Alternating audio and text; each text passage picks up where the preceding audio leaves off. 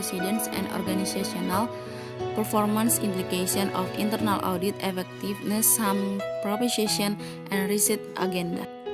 Dengan penulis Desalek, Getty Mihret, Kieran James, and Joseph Emula. Sumber jurnal berasal dari Pacific Accounting Review volume 22 nomor 3 pada tahun 2010. Pada latar belakang dijelaskan, audit internal adalah kegiatan yang independen, objektif, dan konsultasi yang dirancang untuk menambah nilai dan meningkatkan operasi organisasi. Audit internal membantu organisasi menyelesaikan tujuan dengan membawa pendekatan sistematis dan disiplin untuk mengevaluasi dan meningkatkan efektivitas, manajemen risiko, kontrol, dan proses tata kelola. Selanjutnya di sini saya akan membahas literatur. Literatur yang pertama adalah teori ekonomi non-klasik. Teori ekonomi non-klasik menjelaskan pengembangan dan operasi internal audit dalam berbagai pengaturan. Dan teori yang kedua adalah teori kelembagaan.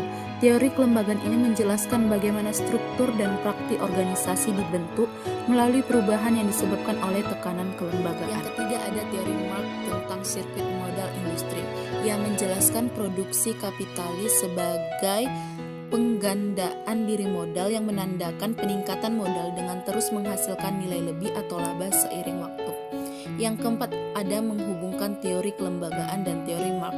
Teori Marx berfokus pada perubahan dalam masyarakat, sedangkan teori kelembagaan berfokus dominan pada aspek budaya. Literatur selanjutnya adalah peran dan efektivitas audit internal. Peran audit internal telah mengalami transformasi seiring dengan perubahan di dalamnya. Bukti dari literatur ini adalah efektivitas internal audit mungkin dipengaruhi oleh konteks di mana internal audit beroperasi. Kemudian ada antecedent efektivitas internal audit. Variasi dalam hasil penelitian empiris yang berkaitan dengan fokus dominan audit internal yang disorot di bagian sebelumnya dapat dijelaskan oleh perbedaan faktor konteks yang didasarkan pada lingkungan di mana empiris bukti diproduksi. Dan yang terakhir adalah efektivitas audit internal dan kinerja organisasi. Teori ini menerangi konsep nilai dan bisa dibilang berfungsi untuk menjelaskan peran audit internal. Selanjutnya adalah metodologi dan hasil.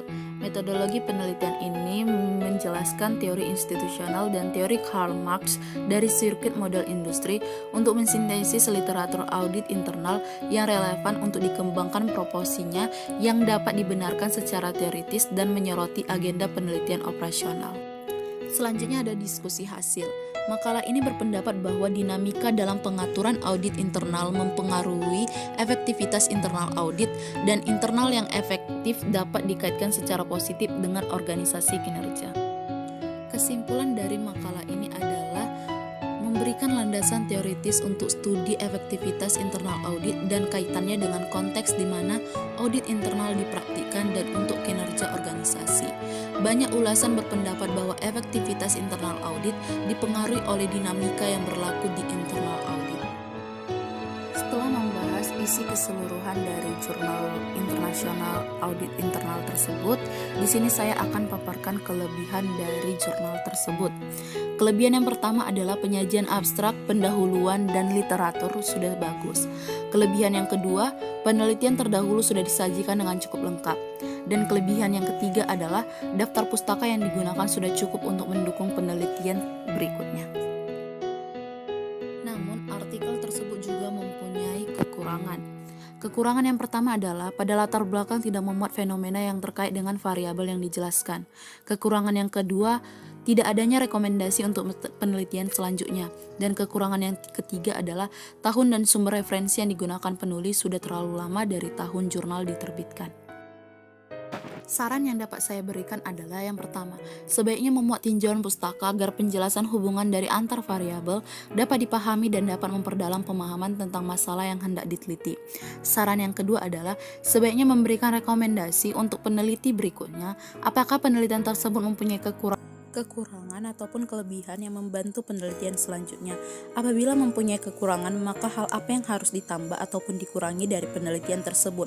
Dan saran yang terakhir adalah sebaiknya menggunakan tahun dan sumber referensi yang mendekati tahun jurnal diterbitkan. Hal itu dilakukan karena banyaknya buku yang dicetak ulang dan sumber-sumber yang terbaru. Sekian presentasi saya. Apabila ada yang salah baik dari tutur kata dan penyajian materi saya mohon maaf. Terima kasih.